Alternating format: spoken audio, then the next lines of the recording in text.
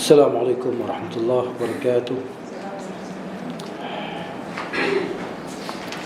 إن الحمد لله نحمده ونستعينه ونستهديه ونستغفره ونعوذ بالله من شرور أنفسنا وسيئات أعمالنا. من يهده الله فلا مضل له ومن يضلل فلا هادي له.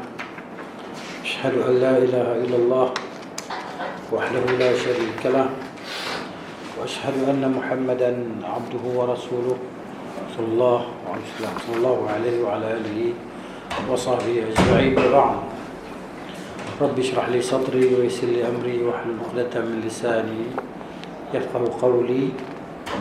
اللهم لا سهل إلا ما جعلته سهلا وأنت تجعل الحزن إذا شئت سهلا.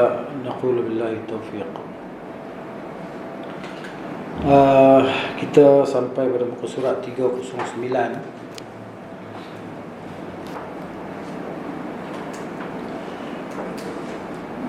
Dia kata yang ke-11 tu, bermusafir padanya. Ini maksud kita masih lagi dalam perkara yang diharamkan di perkuburan. Ya, perkara yang kita tak boleh buat lah, yang dilarang di perkuburan. Yang ke-11 dia kata bermusafir kepadanya. Saya musafir semata-mata nak pergi ke kubur tu. Tujuan nak pergi musafir bersekian tempat, nak pergi semata-mata untuk pergi ke kubur. Tak kisahlah kubur siapa, kubur Nabi ke kubur siapa apa, Rasulullah kan. Dengan semata-mata kita qasad nak ke kubur tu. Jadi kita nak pergi ke Madinah kerana di Madinah tu ada kubur Nabi SAW. Tak apalah.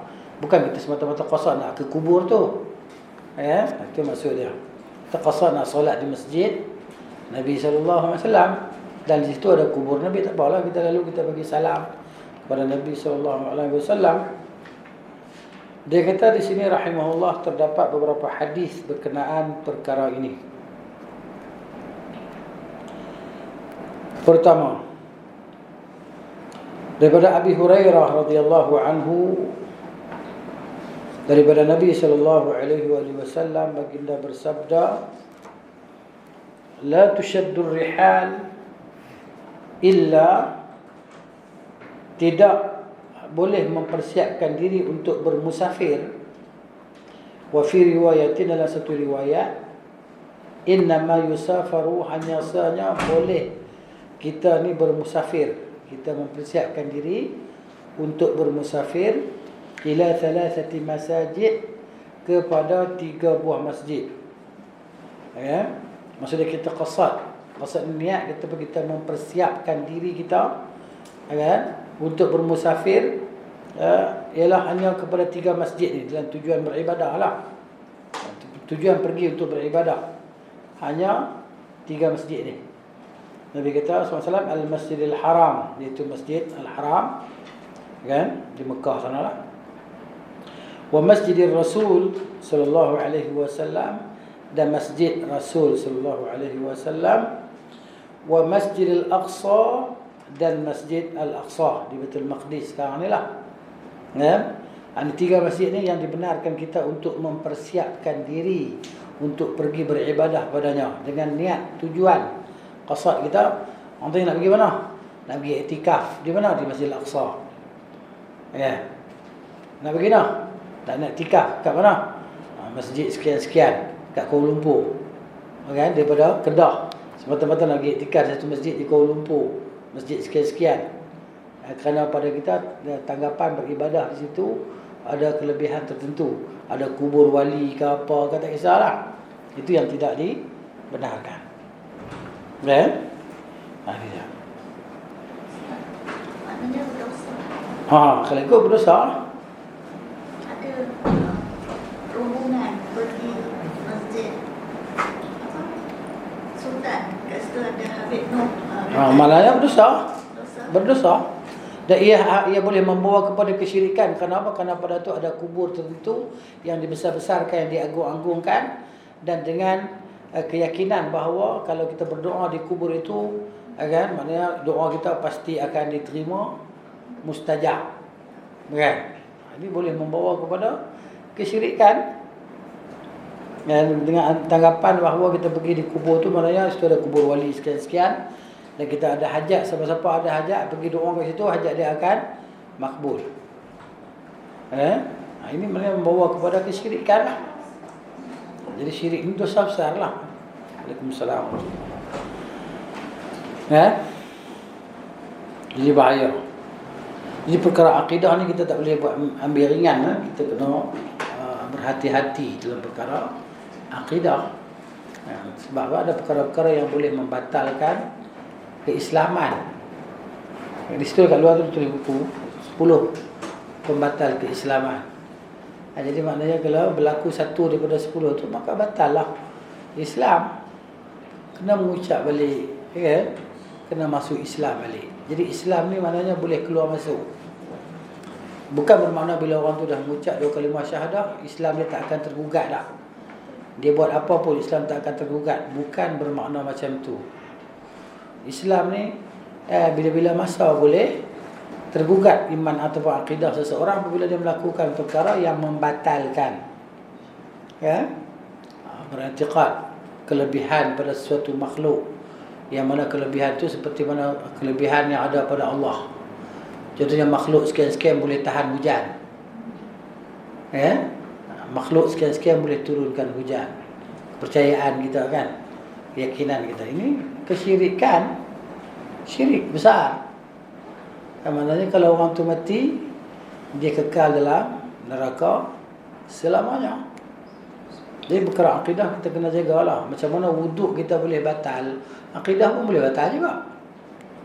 Islam pun boleh batal juga. Kan?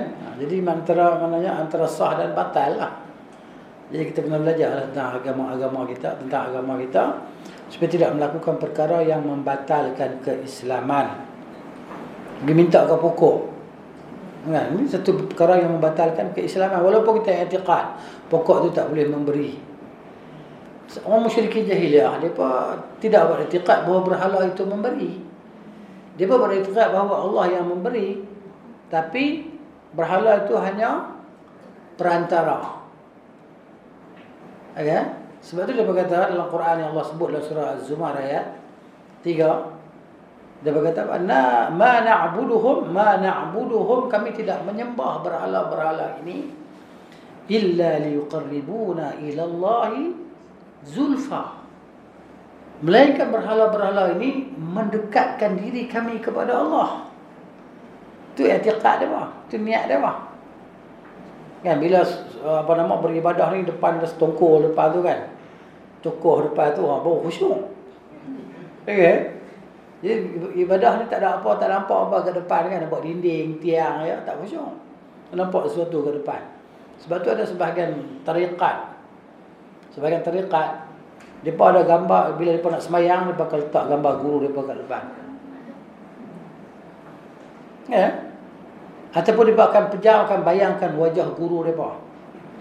Sebab tu depa kata, kamu solat tak khusyuk sebab kamu tak ada apa nak boleh bayang. Kami solat kami khusyuk kerana kami ada yang boleh kami bayangkan, itu wajah guru kami.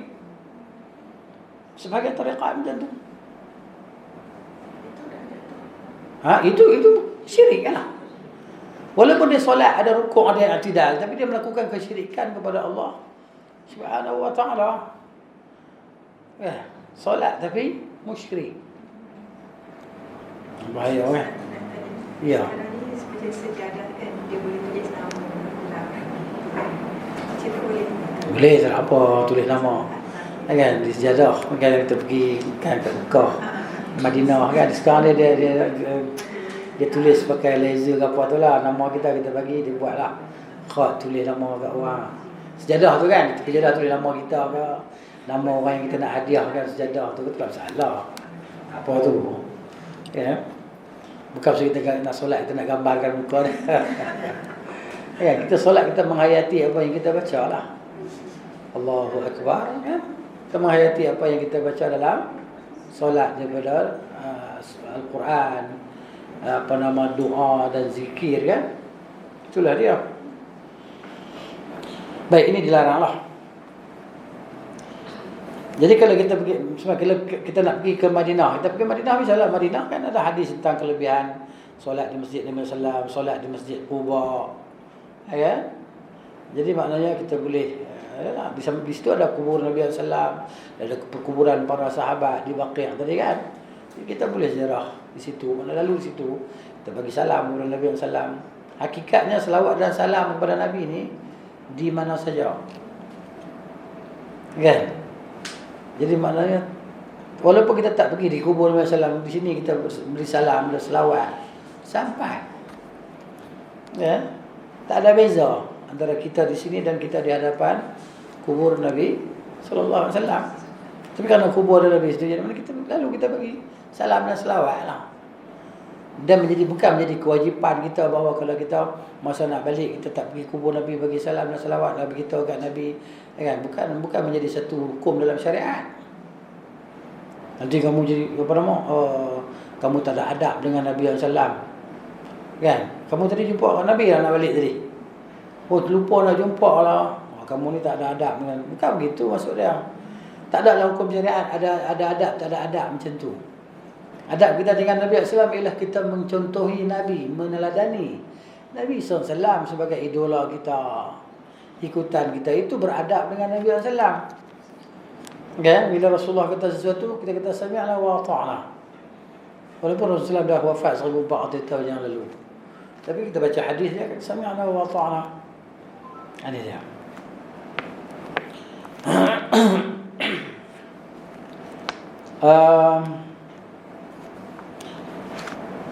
Jadi tidak boleh mempersiapkan diri untuk bermusafir ke suatu tempat dengan niat untuk beribadah padanya, kecuali dalam satu riwayat, kecuali dalam bracket satu riwayat, kan?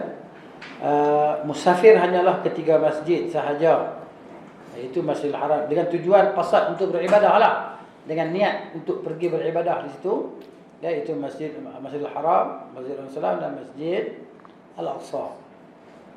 Itu hadis yang pertama. Hadis yang kedua dalam perkara yang ke-11 ini daripada Abi Sa'id Al-Khudri radhiyallahu anhu, dia berkata, aku dengar Rasulullah sallallahu alaihi wasallam bersabda, la tushaddu wa fi lafzin la tashuddu, jangan kamu semua bersiap-siap. Asal makna asyaddu makna ikat.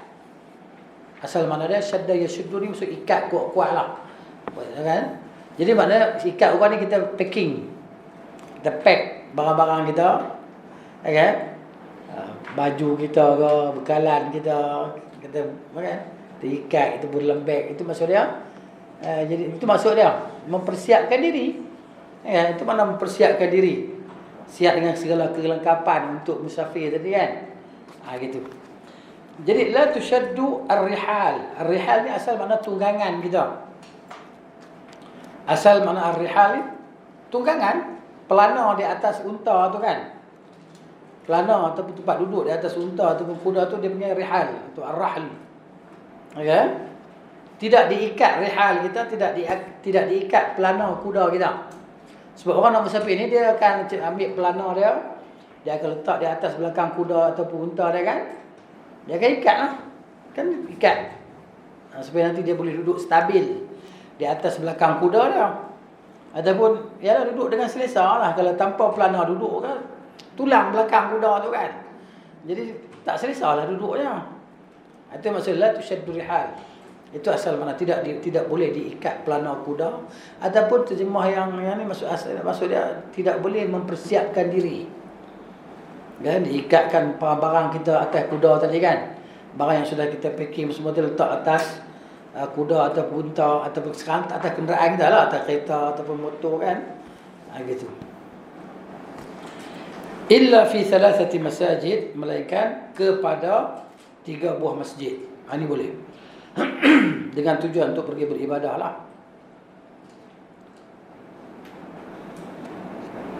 Masjid hadha, masjidku ini kata Nabi sallallahu, itu masjid Nabawi. Wal Masjidil Haram, dan Masjid Al-Haram di Mekah. Wal Masjidil Aqsa, dan Masjid Al-Aqsa sekarang ni lah, yang dipertahankan oleh orang Islam di Palestin tu kan. Itu dia.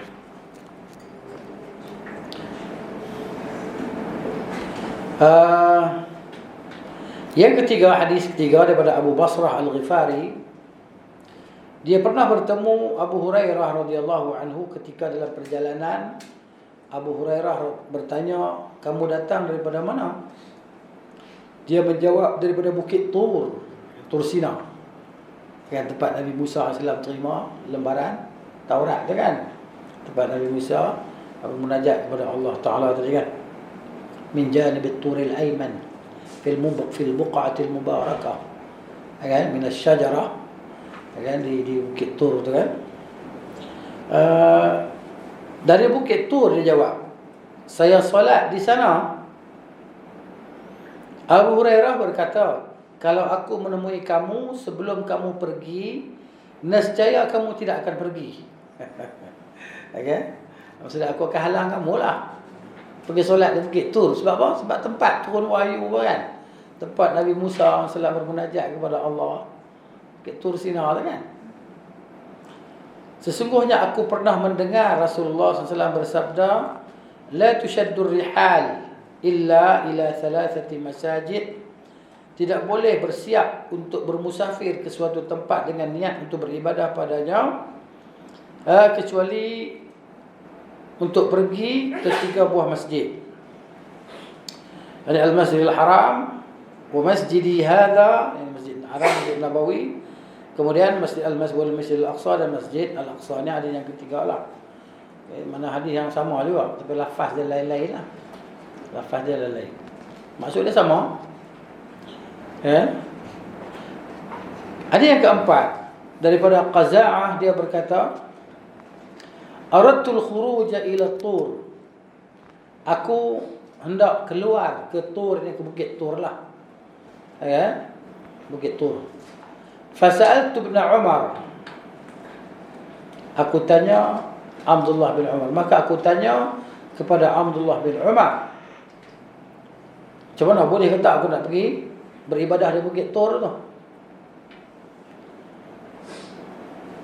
Faqala, kata Abdullah bin Umar radhiyallahu anhu, ama alimta, tidakkah engkau tahu? Engkau tak tahu ke? Anna Nabi sallallahu alaihi wasallam qala, bahwa Nabi sallallahu alaihi wasallam telah bersabda, la tushaddur rihal. Ya, tidak boleh bersiap-siap untuk bermusafir illa ila thalathati masajid, kecuali kepada 3 buah masjid. Ya. Maksudnya bermusafir ni, kalau masjid kita sebelum bukan musafir, masjid kampung kita kan.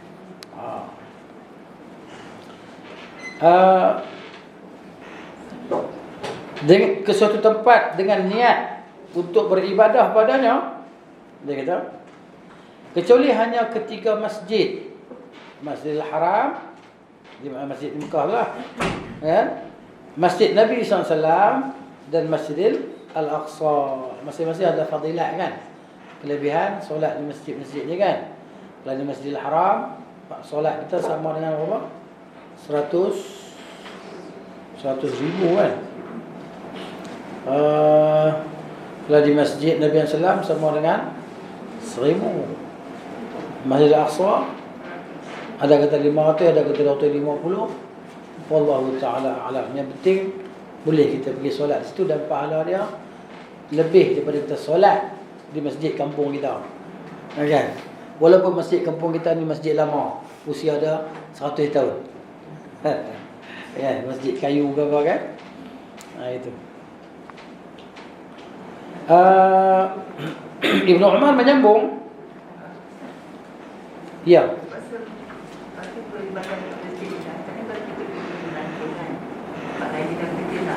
Sampai-sampai kita solat kat salah satu masjid lah, kat tempat negeri tu. Tak boleh juga niat macam tu. Tak ada masalah. Apa kita singgah nak solat ya, kita lalu ni masjid ni untuk solat lah.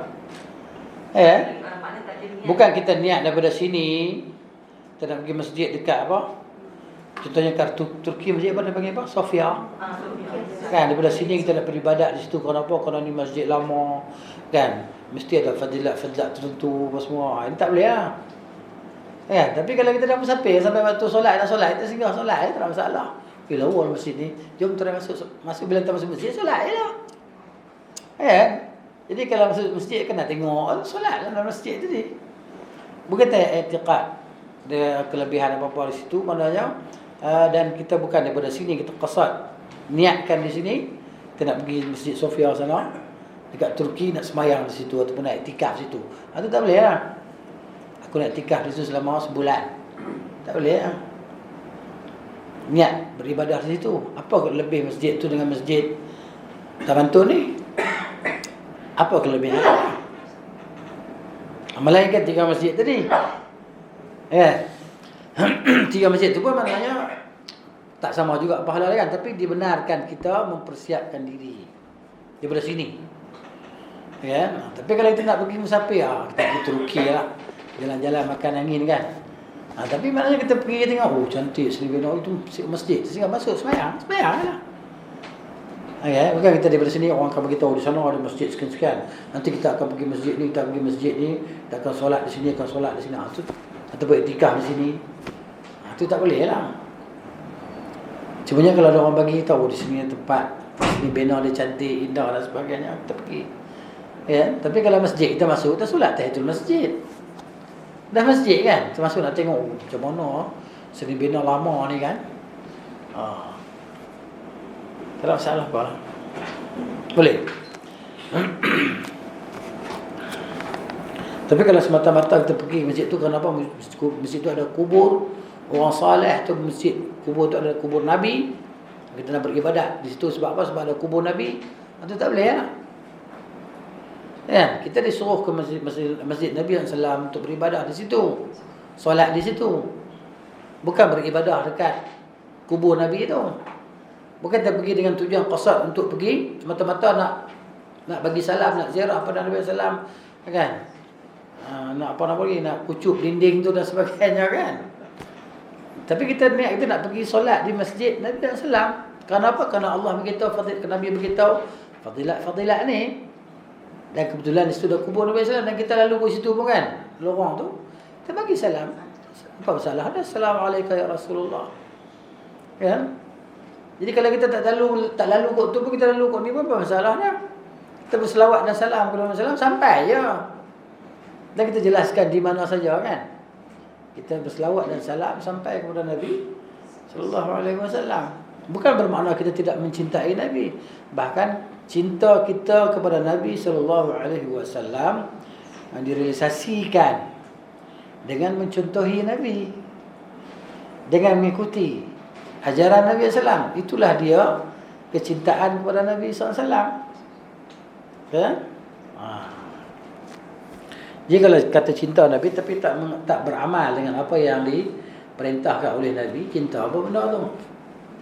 Itu bukan kecintaan. Seterusnya,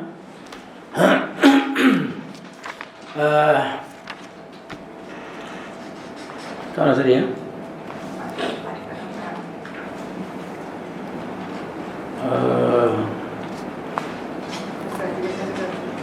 Yang keempat tu kan, hadis Qaza'ah dia dah baca belum?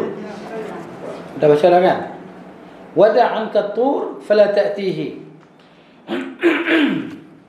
Janganlah kamu pergi ke Bukit Tur untuk beribadah di sana. Fala ta'tihi. Jangan kamu mendatanginya. Tapi kalau sekadar untuk pergi siahah, exercise kan, saja nak exercise panjat bukit kan, silakanlah, tak ada masalah apa kan. Ataupun kita nak tengok view kan, nak tengok sunrise ke apa ke, sunset ke, naik atas tengok kan, ambil gambar cantik kan atas gunung ni, memang cantik lah. Macam kita naik Gunung Stung, saya pernah naik kat Gunung Stung kat Kelantan, tengok cantik, tunggu matahari terbit. Tengok matahari terbit kan, cantik, indah kan, awan tu. Tak ada masalah apa, boleh ya. Nak tengok kebesaran Allah Subhanahu Wa Taala, keindahan ciptaan Tuhan tadi kan. Kemudian yang ke-12, perkara-perkara yang diharamkan di perkuburan, menyalakan lampu pada kubur. Dengan kita kata dengan tujuan tertentu lah, nak bagi orang dalam kubur ni nampak cerah dan sebagainya. Kan? Dalilnya ialah seperti berikut. Pertama, ia merupakan bid'ah yang tidak dikenali oleh generasi awal umat ini, yakni salaf. Salaf ni generasi awal lah. Nabi SAW bersabda, kullu bid'atin dalalah, setiap yang bid'ah itu, setiap perkara bid'ah itu adalah sesat. Wa kullu dalalati finnar, setiap kesesatan itu dalam neraka. Ya? Jadi maknanya itu yang kedua, yang pertama. Yang kedua, pembaziran. Membazir kan. Pasang lampu dekat kubur tak apa. Siapa nak pergi curi barang batu nisan dekat kubur tu?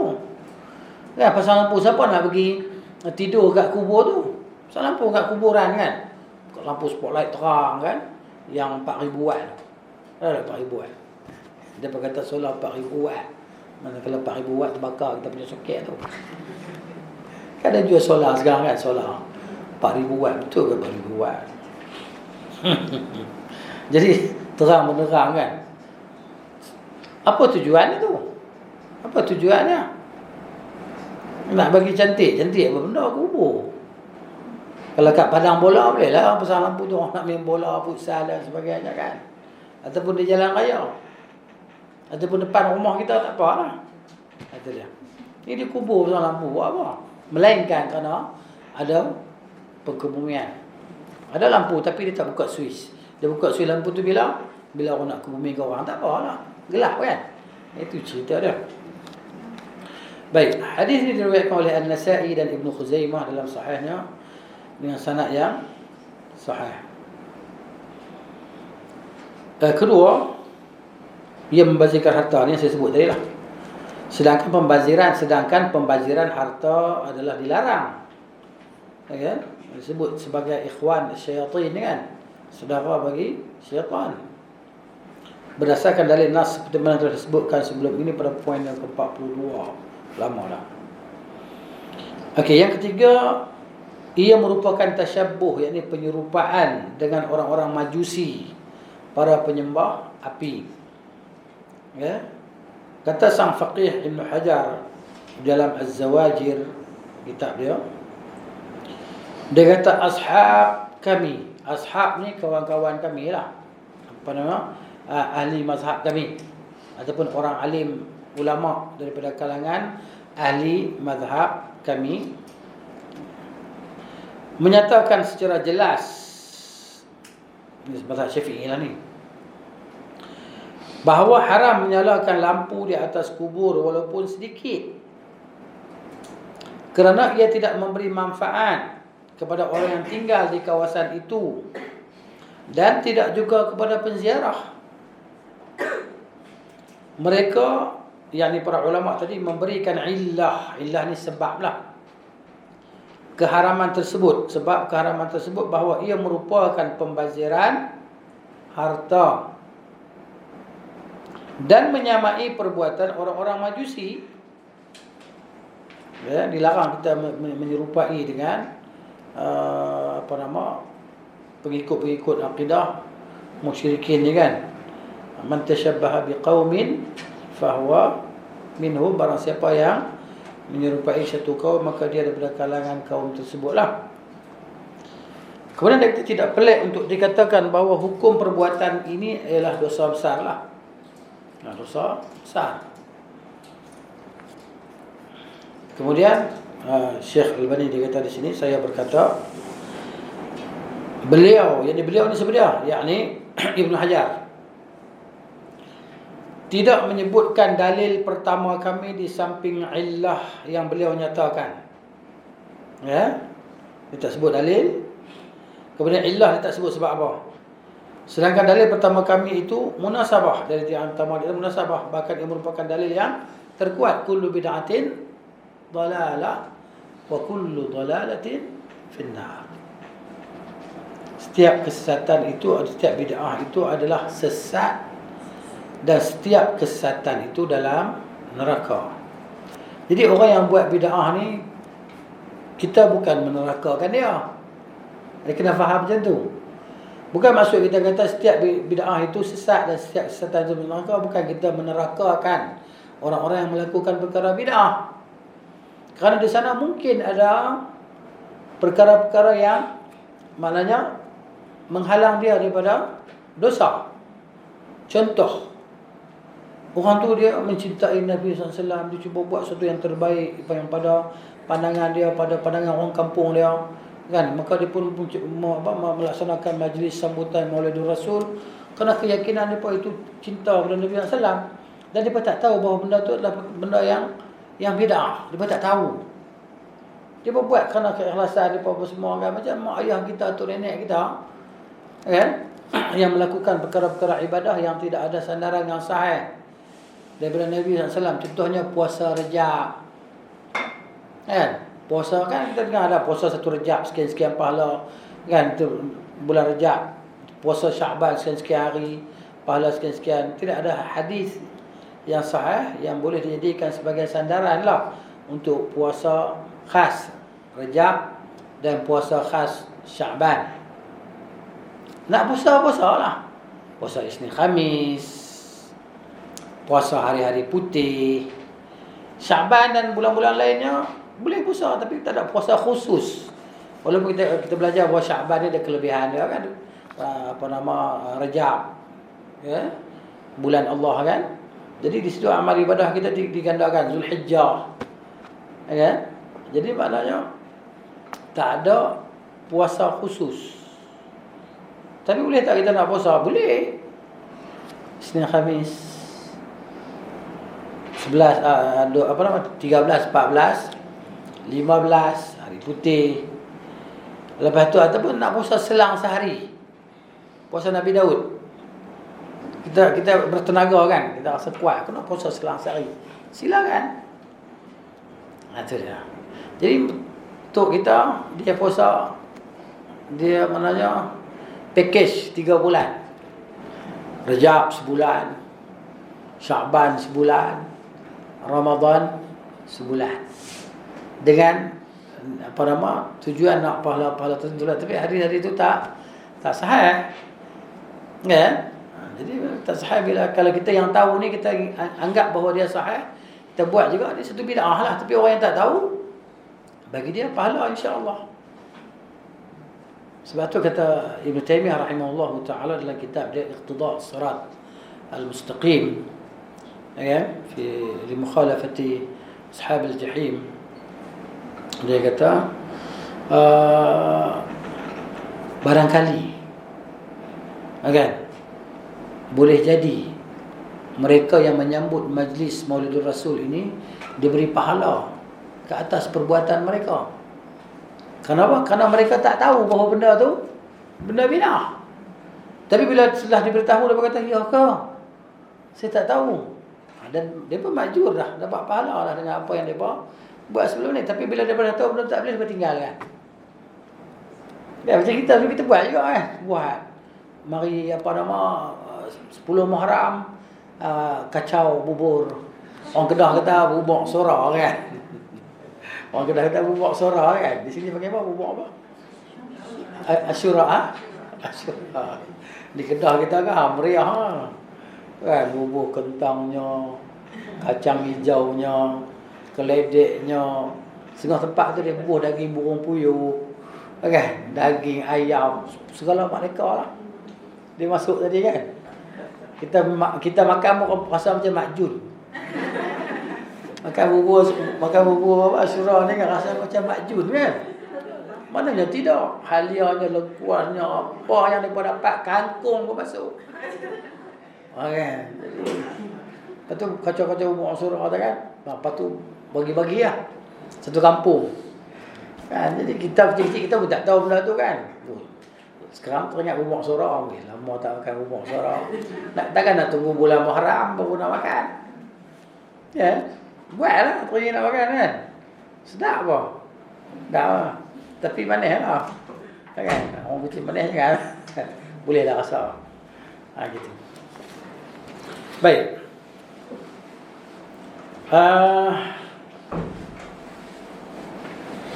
Hal itu kerana orang yang menyalakan lampu di atas kubur hanya melakukannya atas tujuan untuk mendekatkan diri beribadah.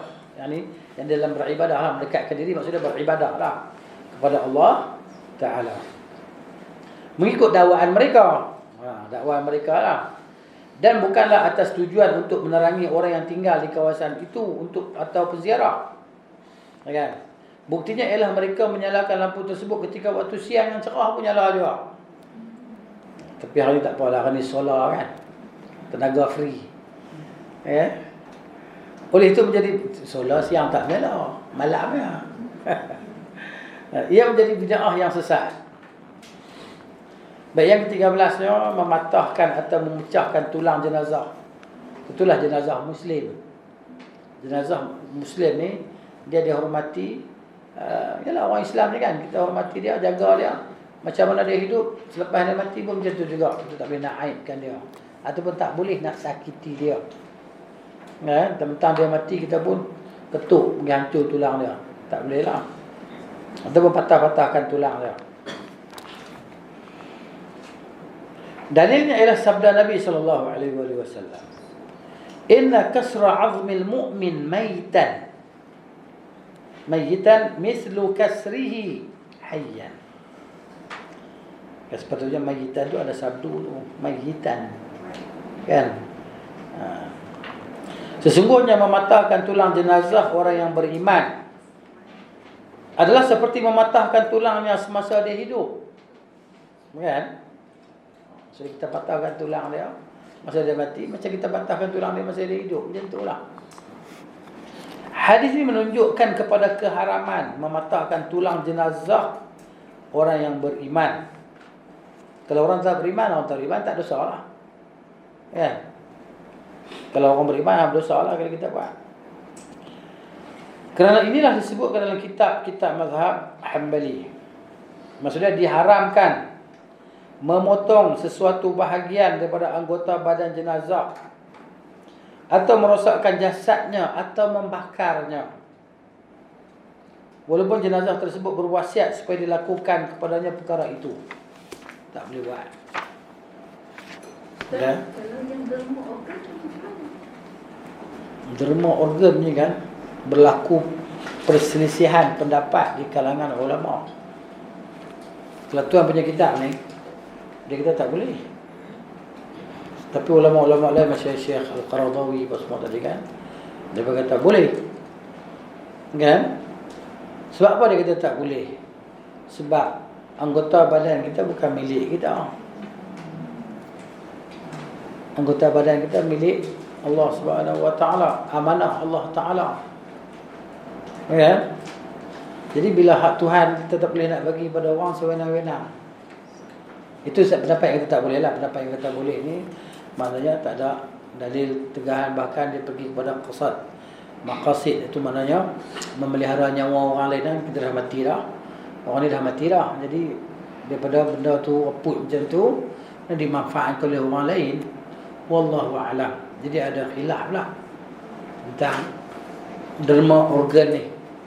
Ada khilaf. Ada ulama kata boleh, ada ulama kata tak boleh. Tapi kalau derma darah tu lain. Sebab darah ni kita buang hari ni, esok dia mai balik. Darah kita kalau kita buang berapa pain apa semua kan, nanti kita kena hak sedap-sedap makanan tu kan, dia jadi balik darah tu.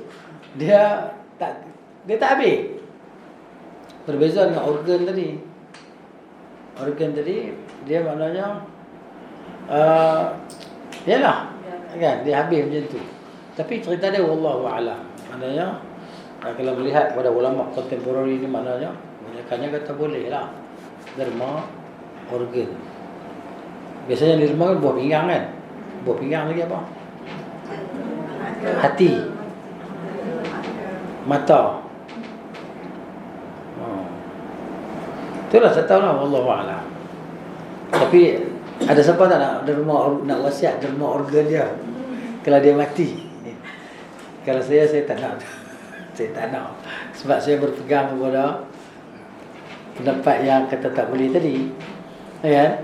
Jadi hak kata boleh ni maknanya kalau dia tak buat berdosa ke? Tak, bukan dosa. Kan? Dia berkata atas dasar ihsan. Kan? Bukan kalau kita nak bagi ya, kalau aku mati jangan ambil ya. Kan? Maknanya bukan kita berdosa. Tapi kalau pendapat dia kata kalau kita bagi Kan? Di situ ada qaul, ada kata, maknanya kita sedekah derma bukan sesuatu yang milik kita. Kan? Jadi bukan hak milik kita ni. Kalau harta memang Tuhan suruh kita sedekah. Kan? Allah suruh kita bersedekah kan? Wa anfiqu, nafkahkanlah daripada apa yang kami rezekikan kepada kamu. Itu harta benda. Tak termasuk organ-organ dalaman kita ni kan. Wallahu a'lam. Jadi kalau siapa yang nak berpegang pendapat ni, tafadhal dengan kecenderungan dia di atas fatwa tu, silakanlah. Ya. Jadi masing-masing lah. Istafti qalbaka wa in aftaka an-nas. Tanyalah hatimu walaupun orang bagi fatwa padamu. Kita dah belajar, tapi hati kita cenderung kepada ni. Tengoklah kecenderungan hati kita dengan ilmu kita lah, bukan dengan sangka-sangka kan. Kalau saya peribadi, saya tak nak lah. Ya. Oh, nanti rugilah kamu tak ada pahala. Kan? Itulah dia. Tapi Ustaz, bagaimana macam kita masih hidup lagi kan? Kita ada 2 pinggang, kita nak beri pada salah seorang keluarga kita itu. Kalau ikut pendapat yang pertama ni tak boleh lah. Tapi kalau ikut pendapat yang kedua tadi boleh. Jadi terserah. Terserah kepada kita masing-masing untuk tengoklah kepada mana yang kita cenderung pendapat tadi kan. Tapi orang yang derma berpegang ni hidup elok kan. Hidup elok kan. Yalah. Dia setengah orang hidup dengan sebuah pinggang yang satu. Yalah, macam sahabat saya seorang. Buah pinggang dia sebelah tu dah rosak, dah dibuang lah, tinggal satu. Yang tu pun tak elok, tapi hidup sembarang ni. Boleh bawa kereta Perlis ke Melaka, JB ke semua. Kan? Sihat lah. Tapi sihat pun dia pun memang sihat dalam sakit lah. Sihat dalam sakit. Sakit bergaut kan, uric acid tinggi dan sebagainya lah.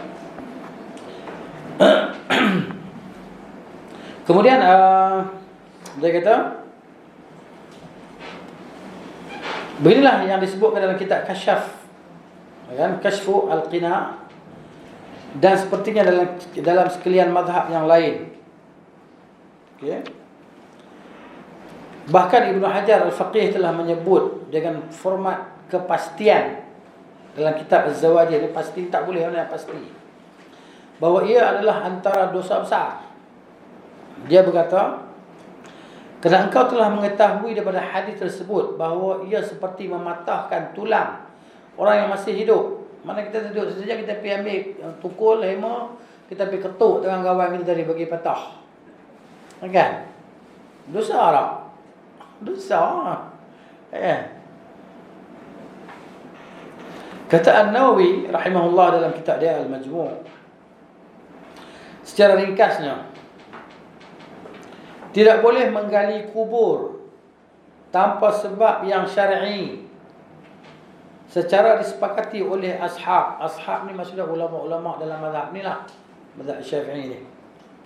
Ashab ni maksudnya alim ulama dalam mazhab ni. Asal mana ashab ni? Kawan-kawan kan, sahabat-sahabat.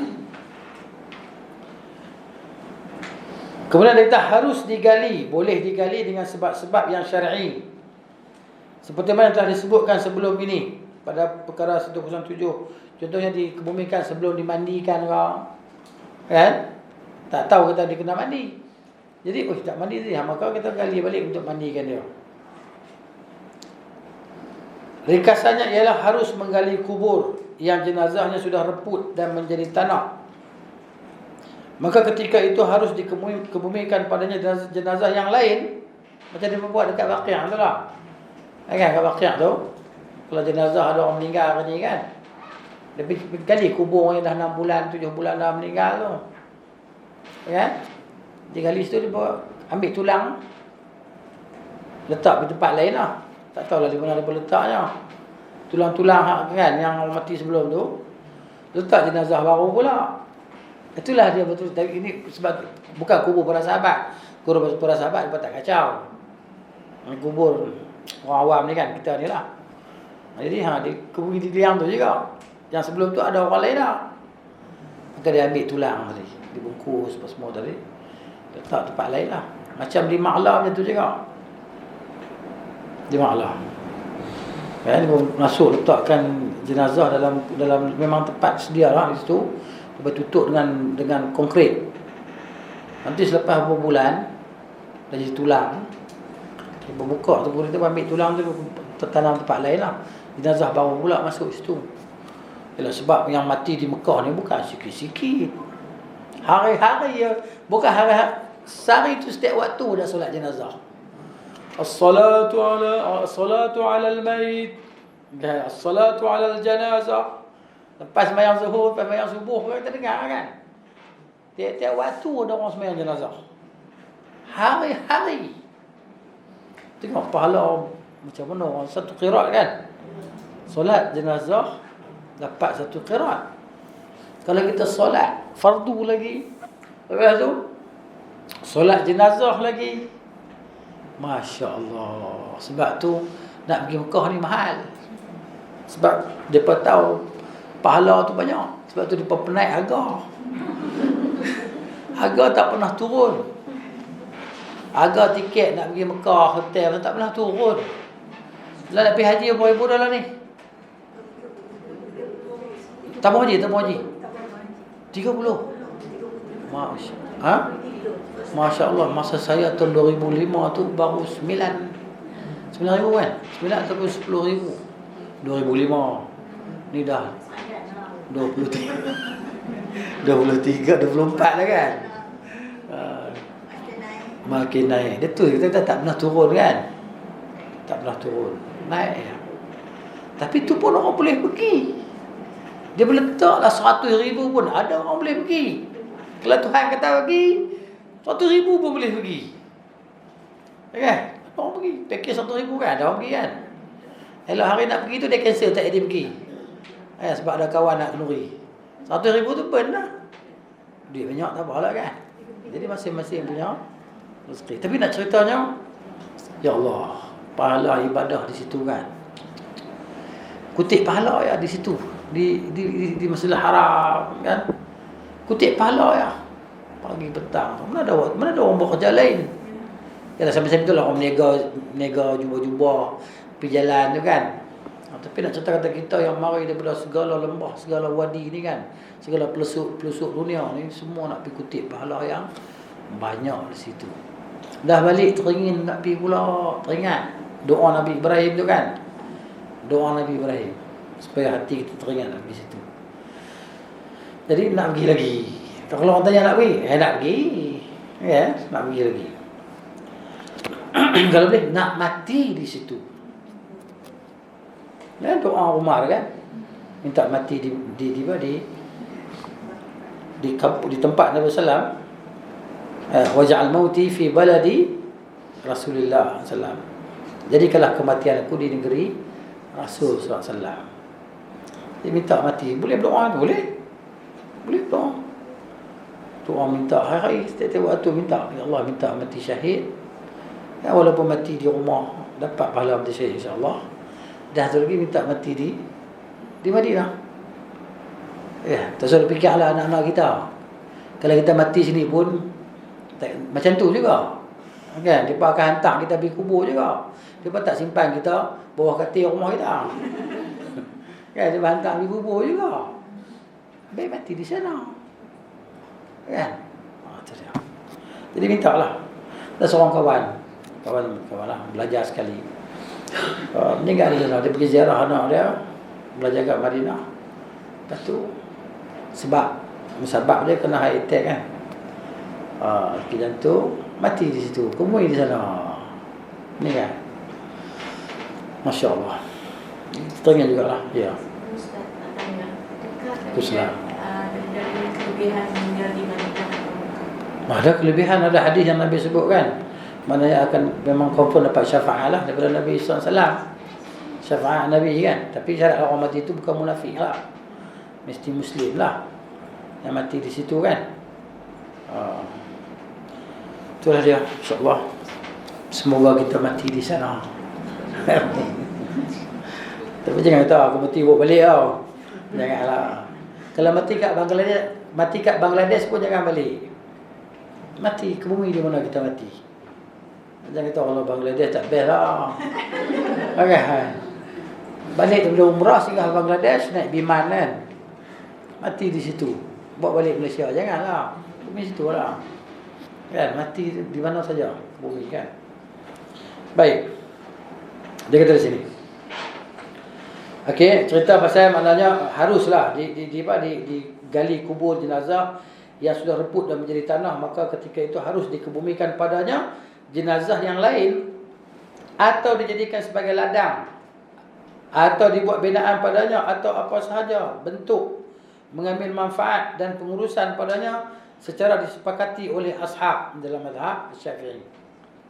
Namun, ada kata namun, ini hanya diharuskan jika semua anggotanya telah menjadi tanah. Tak ada apa dah. Tak ada orang dah tu. Gali-gali kosong, tak ada apa. Ini.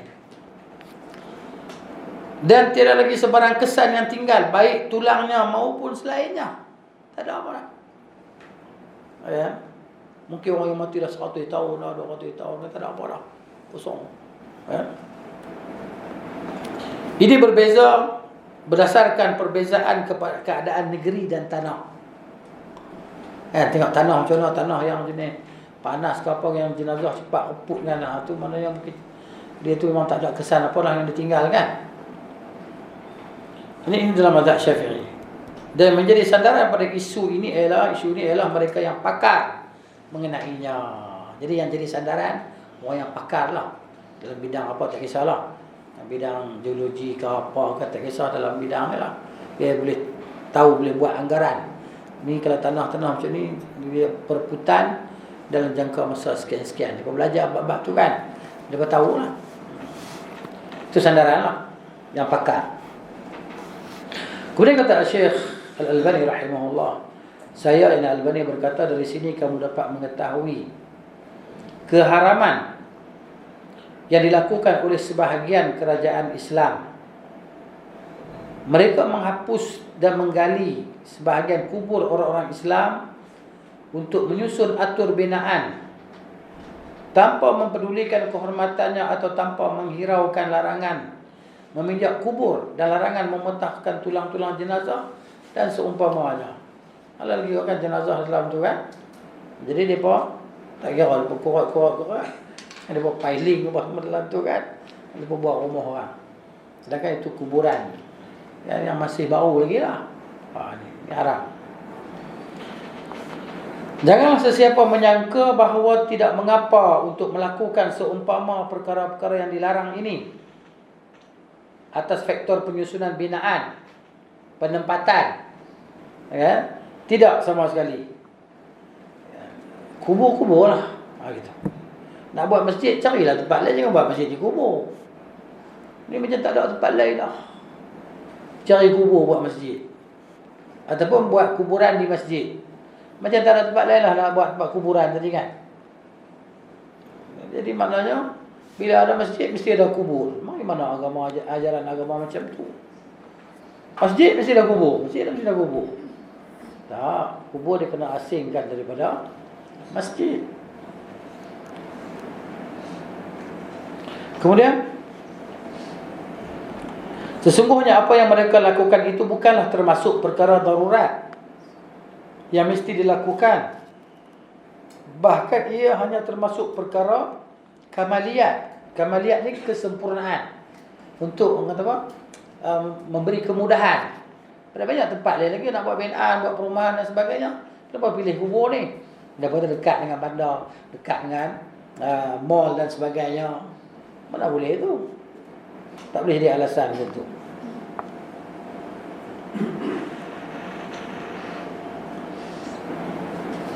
Ia hanya termasuk perkara kamaliyat yang haram menzalimi jenazah dengan melakukan yang seumpamanya. Jadi hendaklah orang yang masih hidup mengatur urusan mereka tanpa mengganggu dan menyakiti orang yang sudah meninggal dunia dalam kalangan mereka. Antara perkara yang aneh yang mengundang perhatian, kamu lihat kerajaan-kerajaan ini lebih menghormati batu-batu dan binaan-binaan, monumen lah, yang berada di atas sebahagian orang mati berbanding penghormatan terhadap orang-orang mati itu sendiri. Ya. Ini yang pelik ni lah. Ini dapat dilihat apabila sebahagian binaan ini, sama ada kubah, gereja atau seumpamanya, menghalang projek penyusunan binaan tersebut, maka mereka sanggup mengubah pelan projek itu. Kalau ada kuih, ada tokong, apa tak kacau. Padahal tokong kuih dia buat di atas tanah rizal, tanah kerajaan. Mula-mula dia buat tempurung lah. Buah nyong, buah kelapa. Dia pacak besi, tikam buah kelapa sebiji tu. Dia calik-calik kapur. Tengok orang tak larang, lama-lama dia kuih besar. Jadi serupa dengan simpang tu. Saya dah telah berbelas tahun. Daripada 2007 saya berulang alik Sungai Buloh sini. Saya tengok keadaan tu. Kecil kecil tengok sekarang. Betul kan? Lepas tengok sekarang dah besar. Berapa puluh tahun dah.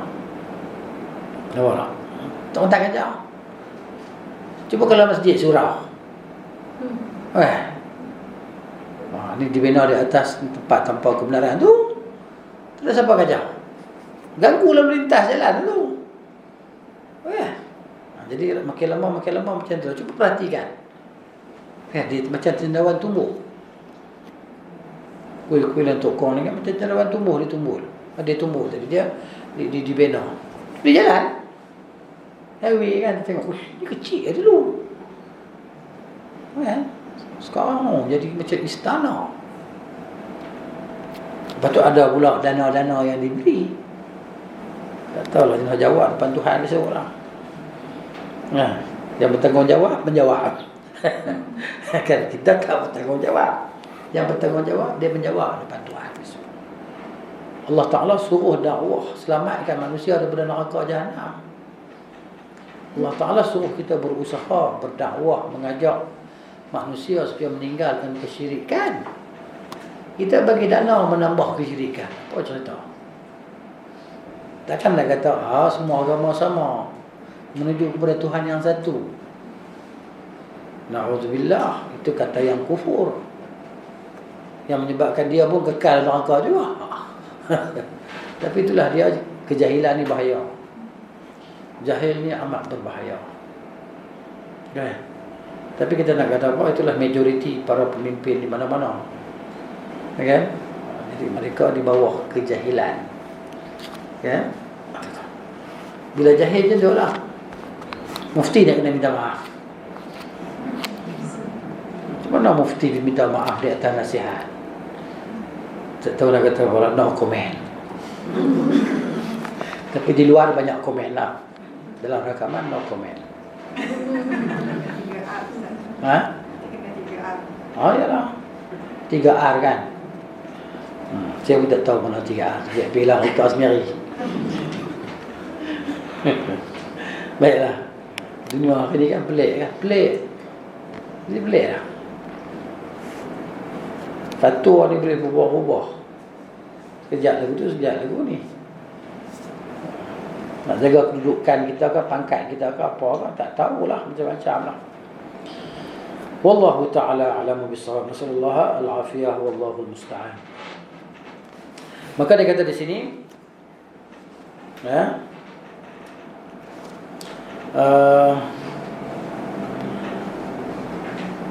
demi untuk mengekalkan binaan-binaan itu tersebut kerana ia termasuk tinggalan sejarah. Maka mereka tak robohkan. Sedangkan kubur orang-orang mati itu sendiri mereka tidak peliharanya dengan cara pengubahan pelan projek tersebut. Bahkan sebahagian kerajaan ini benar-benar berusaha, setakat pengetahuan kami, kata Syekh Albani lah, dia pun dah meninggal lah. Kan 2000 berapa ya? Dia meninggal tahun 2000. Tahun 2000 dia meninggal macam itulah. Ya. Untuk menjadikan kuburan berada di luar kawasan penempatan, serta menghalang daripada kepemilikan jenazah di kubur yang lama. Pada pandangan saya ini merupakan sebuah lagi kesalahan di sisi syarak, kerana ia menyebabkan sunnah menziarahi kubur tidak dapat diamalkan. Hal ini kerana bukanlah mudah bagi kebanyakan orang untuk pergi ke tempat yang begitu jauh untuk menziarahi kubur dan mendoakan kebaikan buat penghuninya. Kan, ada sebagian tempat kubur tu kan jauh daripada penempatan. Sampai 5 km, 6 km baru kubur kan. Macam tempat saya memang kubur kampung lah. Kubur jauh daripada rumah lah. Jauh. Sana jauh, sana jauh. Itu. Tempat sunyi. Kata Syekh, saya percaya bahawa yang mendorong perkara-perkara seperti ini berlaku adalah kerana meniru secara membuta tuli orang-orang barat yang bersifat materialistik lagi yang kafir, yang sebolehnya mereka hendak menghancurkan segala manifestasi dan gambaran keimanan manusia dengan hari akhirat serta segala yang mengingatkan pada hari tersebut. Jadi bukanlah tujuan mereka berbuat begitu untuk melaksanakan kaedah-kaedah kesihatan seperti yang didakwa. Kalaulah memang itu yang mereka mahukan, sudah tentu mereka akan memerangi segala faktor yang tidak diragui oleh orang yang berakal pada kemudaratannya, seperti penjualan arak, kan? Meminumnya, maksiat dan kemungkaran yang berbagai-bagai rupa dan nama. Okay? Maka keadaan mereka yang tidak mengambil peduli untuk membasmi segala kerosakan yang jelas ini dalam keadaan mereka yang berusaha untuk melenyapkan segala yang mengingatkan pada hari akhirat serta menjauhkannya daripada pandangan mata mereka. Ini merupakan bukti terbesar yang menunjukkan bahawa matlamat mereka yang sebenar adalah berlainan dengan apa yang mereka dakwa dan ungkapkan. Dan apa yang mereka sembunyikan dalam dada mereka itu lebih besar. Maknanya takut mati lah. Tengok kubur takut mati. Jadi kubur letak jauh supaya jangan ingat mati. Sebut mati pun tak boleh. Dia kata sial kan, jangan sebut mati. Sebab tu sebahagian lift kan dia ada lift kalau sebagian tempat dia nombor dia tak ada. Nombor apa tak ada? 4 ke 3? Naik 3 4 tak ada. Okey, tak ada nombor. 3A. Oh 3A lah. Sebab bila nombor 4 tu mati kan. Mana dia mati. Tak mau sebut mati. Lain kali mati lah. Tak pergi mana. Bila sebut mati ni jadi macam terhenti lah.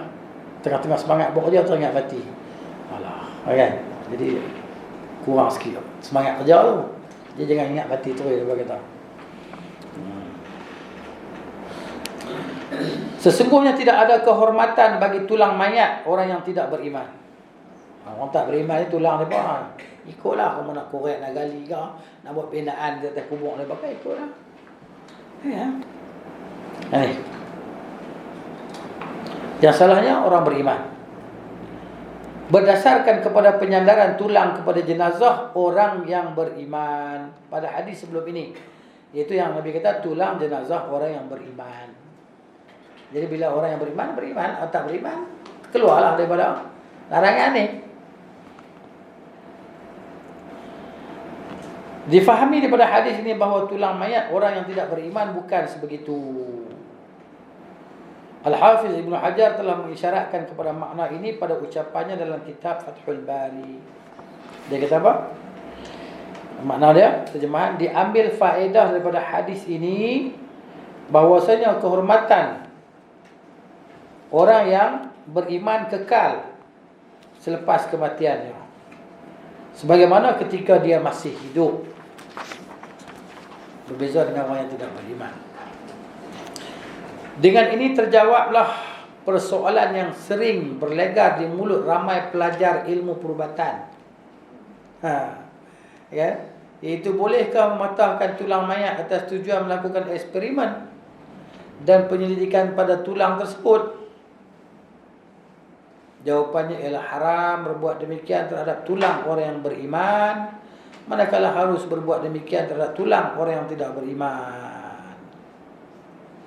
Jadi kan pelajar-pelajar medik kan, kita ingat dia boleh buat timikai, dia boleh kepala orang. Lepas kita nak makan buat timikai, tengok dalam TI tau. Kok tengok kepala orang seketui kan.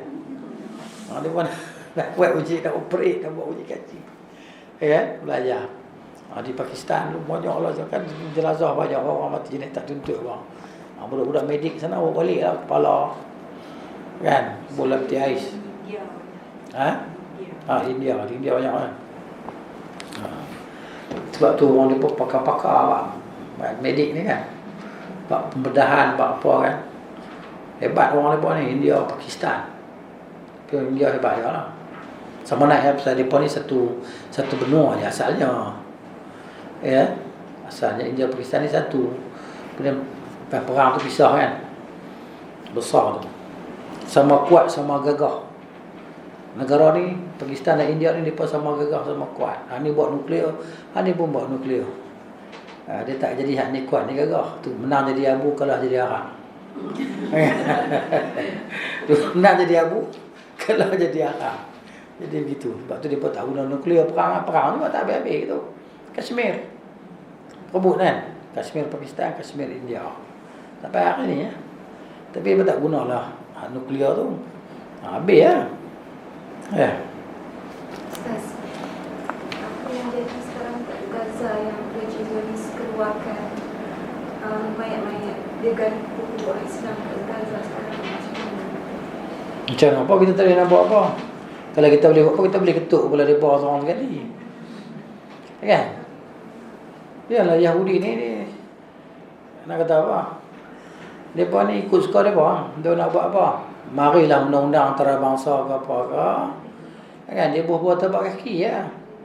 Dia bukan bagi dia ada istilah menghormati tak ada. Kan? Menghormati hanya sama-sama Yahudi je. Buat kafir ni kan. Yahudi ni memang itulah mereka ni mal'un lah. La'natullah alaihi lah. Itulah dia. Dia pun buat macam-macam. Dia pun buat. Siapa nak halang? Siapa nak lawan? Dia peduli apa?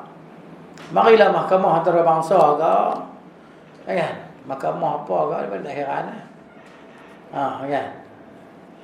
Tapi salah orang Islam juga. Orang Islam ramai-ramai ni kan. Macam buih-buih ya. Tak boleh buat apa pun. Kan? Bukan dekat kita jauh ni ada dekat tak boleh buat apa. Turki berapi-rapi ya. Mulut je berapi. Ya. Tu lah. Siapa nak tolong? Syiah Iran, Yaman, Houthi bukan Houthi. Houthi. Hawasaya Houthi. Ya. Tak kisahlah sebut apa tapi orang tegur saya, ustaz bukan Houthi ustaz. Houthi. Hai jauh tengok pergi betul Arab dia guna. Ya. Eja Rumi Houthi. Bunyi T ke? Tak apalah. Tapi bila tegur saya, dia tegur dia boleh lah. Bukan saya salah. Sebab awak orang sebut ramai orang ingat awak tu betul.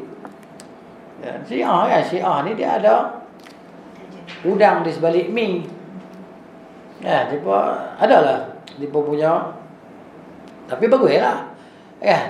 Daripada dia bertabat bagus lah. Dia buat. Tembok api kan. Mereka tu kan. Tapi dia memang dengan Sunni dia bukan boleh baik-baik. Syiah dengan Sunni ibarat timur dan barat lah. Mana boleh disatukan. Itu cerita dia. Tapi mereka boleh buat bagus lah. Dia buat tak apa lah. Kan? Dia habis lah dia lawan tembok kan. Jadi sepatutnya orang Islam yang lebih peka kan. Negara Islam yang lebih peka dan kena tolong bagi bantuan.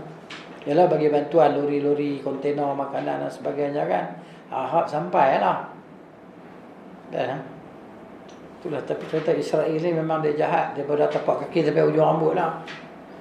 Kan? Jahat mereka ni. Kejahatan mereka tak boleh nak bayang lah.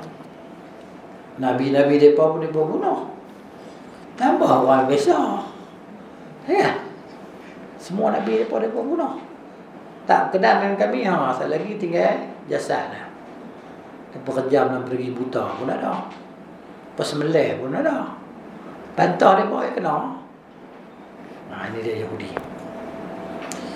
Itulah dia kekejaman mereka. Kan? Tahap kufur yang dahsyat lah. Yahudi Zionis ni kan. Ataupun Zionis ni. Itulah dia. Apa kita boleh buat? Kita doa lah. Kunut nazilah. Doa kan. Tapi hakikatnya satu masa mereka ni akan disembelih habis lah. Tu cerita dia. Cumanya masa itu bila tak pastilah. Tapi hakikat dia begitulah. Apa ni akan dihapuskan, dibunuh habis lah buat ni. Cara dia buat macam tu, dia akan dibalas. Yang jahat ni bukan dekat orang tua sampai ke kanak-kanak. Doktrin dia buat macam tu. Kan? Ilmu dia buat macam tu, kitab dia buat macam tu. Education dia Ustaz. Betul. Tapi dia kanak-kanak lagi. Tak boleh ada perasaan sayang, kasih, belas kepada selain Yahudi. Kerana selain Yahudi dia goyim ya, macam tu ya. Haiwan yang tak ada nilai. Boleh diperkotak-katikkan. Itulah dia. Jadi kalau buat baik macam mana pun, bagi dia hamba ya lah. Bagi mereka ni, selain mereka ni, hamba mereka lah. Kan? Siapa yang bersekongkong dengan mereka tu semua hamba mereka. Dia tak heran lah. Gitu. Baik. Kemudian dia kata di sini, haramlah tulang orang beriman, tak bolehlah dijadikan sebagai apa nama, dia panggil apa? Uji kaji, eksperimen. Nak ambil tulang orang tidak beriman lah. Betul lah dia belajar kat luar negara, bukan negara Islam kan. Belajar medik tak apa lah. Ambil jenazah, apa nama, jasad-jasad orang tak beriman kan. Jadi bahan eksperimen dia bang. Ini disokong oleh perkara berikut. Poin yang 127 dia kata, boleh menggali kubur orang-orang kafir kerana tiada kehormatan padanya, seperti mana yang ditunjukkan melalui kefahaman hadis yang telah disebutkan sebelum ini. Dan ia disokong oleh hadis Anas radhiyallahu anhu, dia berkata, Qadima Nabi sallallahu alaihi wasallam al-Madinah, kata Anas, Nabi sampai ke Madinah, fanazala a'la al-Madinah, maka Nabi sallam turun, berhenti di tempat yang apa nama, di utara, di atas Madinah lah. A'la, di atas, di bahagian atas Madinah. Fi hayyin, di perkampungan, yuqalu lahum Banu Amr bin Auf, iaitu kampung Amr bin Auf, keluarga keturunan suku-suku sakat kabilah Amr bin Auf. Fa aqama fihim 14 lailatan, Nabi SAW bermukim pada mereka 14 malam, 2 minggu lah. Thumma arsala ila Bani Najjar, lalu Nabi SAW hantar utusan kepada Bani An-Najjar, suruh mereka mari, panggil kabilah An-Najjar mari kepada Nabi SAW. Faja'u mutaqallidin as-suyuf, maka mereka datang dalam keadaan menyandangkan pedang. Mutaqallidis suyuf ni, dia ni sebenarnya nun tak ada ni. Nun ni tak ada. Sebab dia mudhaf ilaih. Ada mutaqallidi ya. Mutaqallidi as-suyuf, nun ni dihazafkan lah. Kan? Kenapa? Kerana dia jadi mudhaf. As-suyuf mudhaf ilaih. Ni depa tulis ni mana mutaqallidi, sebenarnya mutaqallidi. Tak tahulah orang yang edit ni macam mana tu. Ya? Tak apalah. Ikut grammar hadis tu macam itulah. Mutaqallidi, ya kan, as-suyuf, dalam keadaan mereka menyandang. Menyandang apa? Faham tak? Tak faham. Dia kena ada perkataan lain untuk bagi jadi kita faham lah. Apa dia? Menyandang kayu ke? Buluh ke? As-suyuf, pedang.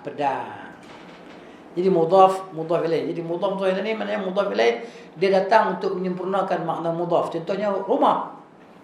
Orang tanya nak pergi mana? Pergi rumah. Rumah siapa? Rumah siapa? Rumah Allah. Baru faham. Ya. Nak pergi mana? Pergi rumah. Tak faham ya? Rumah mana? Rumah saya. Oh, baru faham. Baru ada oh, tidak. Oh, tak ada. Okay. Jadi itu kaedah dia lah, kaedah grammar Arab ni macam tu kan. Jadi kita belajar, kita tahulah kesilapan, kesalahan kat mana. Ya, jadi mutaqallidi lah, nun tak ada. Ya, nun tu terada tu. Dia terada. Memang asal dia ada. Memang asal dia ada mutaqallidin, mutaqallidun kan. Jamak muzakkar ni ada nun, waw nun tu. Tapi kalau dia jadi mudhaf, dia buang nun. Sikit cerita pasal grammar lah. Tak faham tak pun. Jangan paksa diri. Nanti stres. Jangan paksa diri. Jangan stres, relax, santai-santai. Tak faham juga, jangan buat pergi faham. Tapi lama-lama faham insya-Allah kan. Mudhaf bila Ustaz sebut apa aku baru dengar hari ni. Mudhaf terjemahlah bahasa kita yang disandarkan. Kan? Yang disandarkan ataupun yang bersandar. Yang bersandar. Mudhaf ilaih yang disandarkan kepadanya. Contohnya rumah. Dia berhajat kepada sandaran baru kita nak faham. Rumah siapa? Kan? Rumah saya. Kan? Itu dia panggil sesuatu yang disandarkan kepadanya baru orang faham. Oh, faham ah. Ini dah. Dalam faja'u lalu mereka datang. Mutaqallidi dalam keadaan mereka itu menyandang. Nun tak ada lah. Nun kena buang. Kan? Nun kena tendang lah kita. Ya, jadi as-suyuf, pedang-pedang lah. Suyuf ni perkataan plural dia. Saif. Dia punya singular kan. Saif. Saifun. Pedang. Suyuf. Pedang-pedang. Jadi maknanya qala, kata Anas radhiyallahu anhu yang meriwayatkan hadis inilah. Dia ni masa Nabi sampai Madinah dia kecil lagi. Dia kecil lagi, budak lagi. Kan? Tapi dia boleh ingat. Kata Anas, ketika Nabi mula sampai Madinah ni, ka'anni anzuru ila Nabi sallallahu alaihi wasallam ala rahilati. Seolah-olah sekarang aku nampak ya Nabi duduk di atas kenderaan dia. Tu nampak ya. Masa dia cerita hadis ni kan, dah lama lah. Ka'anni, seolah-olahnya aku nampak Nabi. Macam tu lah kita kan. Macam umur kita 6 tahun dulu kita nampak kan. Memori ni ada sebahagian benda yang masih lekat lagi lah. Saya ada juga memori-memori yang saya teringat lah masa umur. Yang saya tahu saya tak sekolah lagi. Ada lagi benda tu tak terhakis. Tak banyak lah. Contohnya main di bendang sawah. Kejar pepatung, tangkap pepatung, kerai ekor, cucuk apa di ekor dia tu dengan apa yang kita panggil yang temucut tu. Apa temucut? Apa lemucut apa? Kemucut apa benda tu? Cucuk di ekor dia. Jahatlah. Tak sekolah lagi. Adalah benda-benda tu dalam memori kita kan. Saya rasa semua kita ada kot. Tapi tak banyaklah. Tangan pakcik-pakcik basuh kain di bendang. Angkut ayak. Dulu mana ada ayak pai zaman dulu kan. Adalah. Jadi kata kan ni. Jadi macam saya nampak benda tu. Saya nampak pakcik-pakcik ni. Ada kebau tu orang bubuh yang belakang tu kan tarik padi kan. Kayu dia buat tu dia. Tak ada roda pun. Tarik ke tengah bendang, duduk atas padi. Atas guni padi. Teringatlah benda-benda tu nampak depan mata kita tu. Sekarang. Ini jadilah ka'anni dia kata anzuru ila Nabi sallallahu alaihi wasallam ala rahilati. Seolah-olahnya aku sedang melihat. Anzuru ni fi'il mudhari'. Sedang. Seolah-olahnya sekarang aku nampak. Seolah-olahnya itulah. Nabi SAW berada di atas kenderaannya. Atas rahilati, di atas kenderaannya. Wa Abu Bakrin ridfuhu, dan Abu Bakar duduk di belakang dia. Ridfu maksudnya duduk di belakang Nabi SAW. Radif ni orang yang duduk belakang, membonceng lah. Bonceng. Wa mala'un min Bani Najjar hawlahu, dan aku nampak dia kata satu jemaah malak. Malak ni satu jemaah, satu kumpulan daripada kabilah Bani Najjar. Hawlahu, di sekeliling Nabi sallallahu alaihi wasallam. Hatta ata bi fina'i Abi Ayyub, Sehinggalah Nabi SAW sampai di perkarangan rumah Abi Ayyub Al-Ansari radhiyallahu anhu. Abu Ayyub ni kan, dia ni tak mati di Madinah, mati di mana? Dekat Istanbul tu kan, dekat tembok tu apa? Binaan. Yang di masjid. Ya, dia dibumikan di bawah tu. Kan? Bawah tu. Umur dah 80 tahun lebih. Maksudnya ya sahib Rasulullah, tak payahlah kamu duduklah di rumah, tak payah pergilah. Dia kata, Allah Ta'ala kata, infiru khifafan wa thiqalan. Keluar dalam keadaan kamu senang dan kamu payah. Dia pegang tu, dia ikut juga. Umur 80 tahun nak perang apa? Ya? Jadi mati di situ radhiyallahu anhu Abu Ayyub Al-Ansari. Baik. Wa kana yuhibbu an yusalliya haitsu adrakathu as-salah. Adalah Nabi SAW ni suka untuk solat di mana masa waktu solat Nabi suka nak solatlah. Wa yusalli fi marabidil ghanam, dan Nabi SAW solat di kandang kambing, tempat peliharaan kambing. Habis tu dia kata tak kena tai kambing kan? Kena. Habis tu tak sah solat. Sah. Dia kalau tak sah solat tu Nabi tak solat di situ. Marabid, kandang ataupun tempat peliharaan kambing. Jadi bolehlah nak solat dalam kandang kambing. Terus lawat takut kambing lari ke belakang. Kena tai kambing betul tak? Tak betul solat. Sinilah yang ulama ambil istinbat bahawa najis haiwan yang boleh dimakan dagingnya kan, tak apa, tak najis. Kalau tak najis kamu makan lah. Bukan semua yang tak najis tu boleh makan. Habis tu makanlah tanah. Tanah tak najis kan? Gigit, kunyah. Kalau dia berkata kalau tak najis makanlah tai kambing. Kita tak makan tai kambing, kita makan tanaman yang dibuat baja dengan tai kambing. Okay. Ada begitu. Baik, Nabi solat di marabid al-ghanam. Marabid tempat peliharaan kambing. Sebab tu ada hadis yang lain Nabi kata, sallu fi marabidil ghanam. Solatlah kamu di tempat peliharaan kambing, wala tusallu fi ma'atin al-ibil. Jangan sembahyang di tempat apa nama rehat, tempat peliharaan unta, jangan. Sujud-sujud dia mati tindih kita, mati kita. Okey. Tu dah. Kemudian wa kana amara bi bina'il masjid, dan Nabi SAW perintahkan untuk dibina masjid, dibuat sebuah masjid. Fa arsala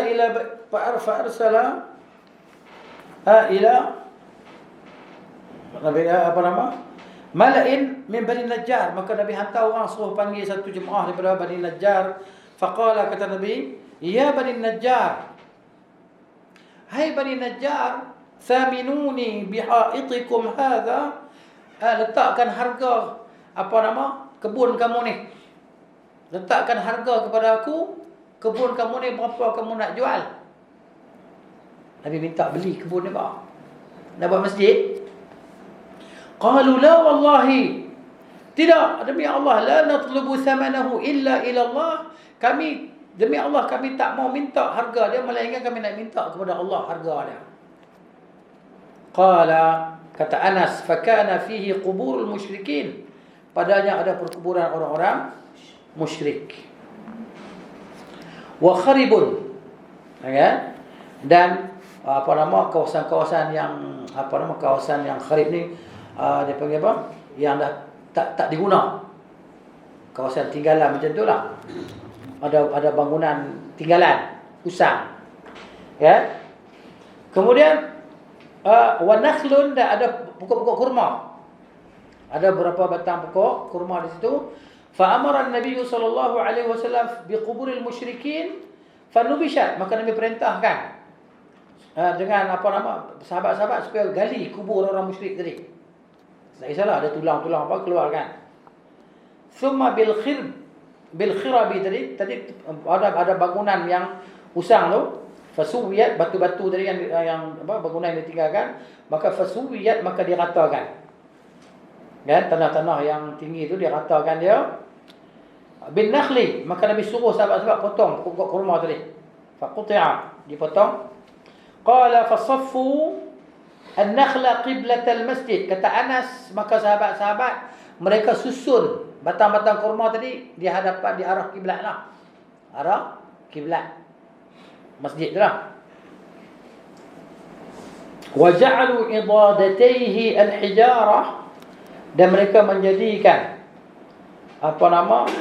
dia punya tepi-tepi tu dengan batu-batu, susun batu sebagai tanda ni masjid lah. Kan? Susun batu. Wa ja'alu yanquluna as-sakhra wa hum yartajizun, dan mereka pun ramai-ramai pindahkan batu-batu besar tadi kan. Patahkan tanah tadi, batu-batu besar tolak ke tepi. Yartajizun, dan mereka bersyair lah. Wan Nabi sallallahu alaihi wasallam ma'ahum, dan Nabi bersama mereka sambil menyanyi lah. Menyanyi tentulah menyanyi yang kita kata syair macam nasyid. Sedih kata naikkan semangat tadi. Oh. Ya. Nak habis hadis ni. Okey. Wan Nabi sallallahu alaihi wasallam ma'ahum wa huwa yaqul wa huwa yanqulu al-laban. Al-labin, maaf. Laban susu.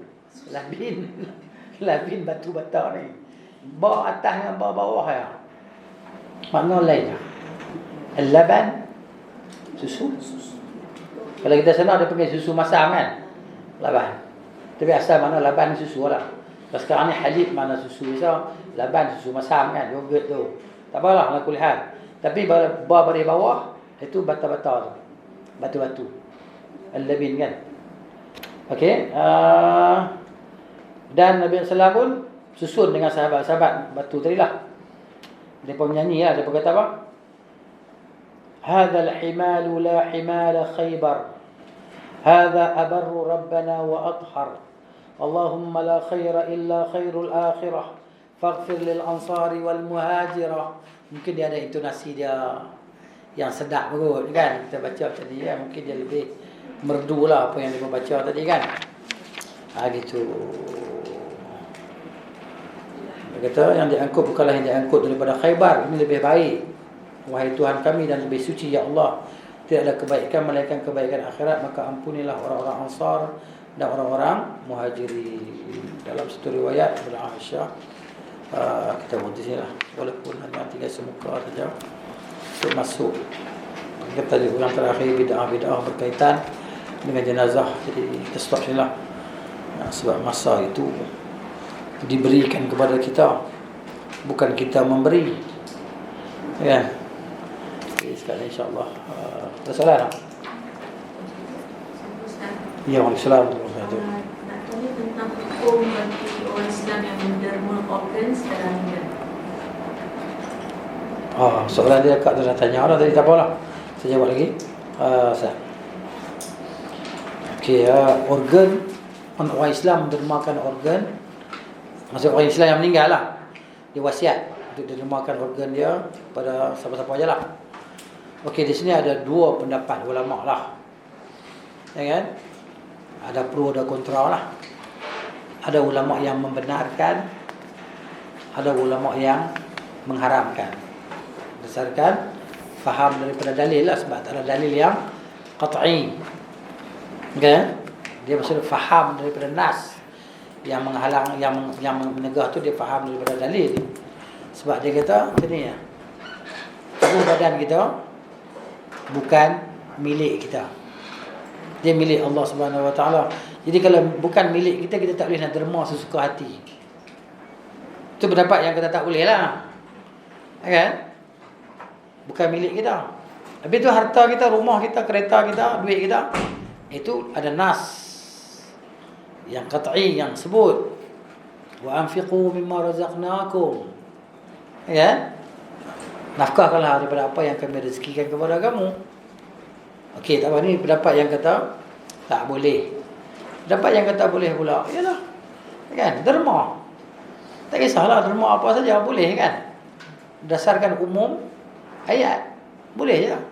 Nafkahkan, sedekahkan apa yang ada pada kita. Ada 2 pendapat.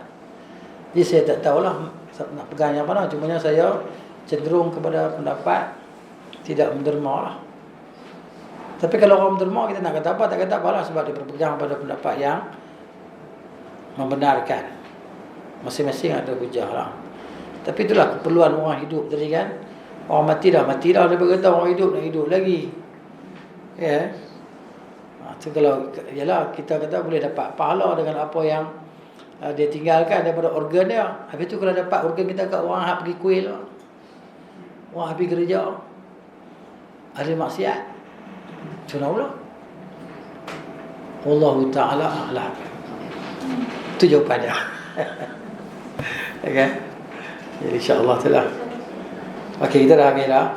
Sallallahu ala nabiyyina Muhammad wa ala alihi wa sahbihi ajma'in. Subhanakallahumma wa bihamdika asyhadu an la ilaha illa anta astaghfiruka wa atubu ilaik.